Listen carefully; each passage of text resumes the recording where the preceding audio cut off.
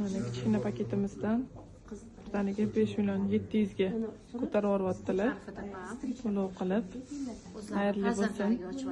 Birinchi o'rinda nimaga faqat shunaqa ovozdda 4 million 700 deydi emasdi, 1.140 ga nima uchun bu? Именно.